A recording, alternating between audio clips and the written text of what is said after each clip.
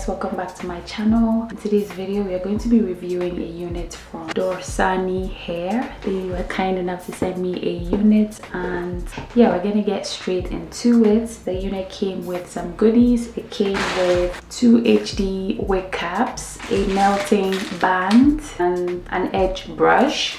So this unit is a 13 by 4 lace front human hair unit. It is a Peekaboo light, dark, deep blue colored hair. So it's a mixture of blue and it's very vibrant. This is very new to me and I am actually really excited to try. I've really been into colored hair. So yeah, this is definitely exciting. It is 26 inches long and it is a body wave unit. It came pre-curled, as you can see. Blue hair.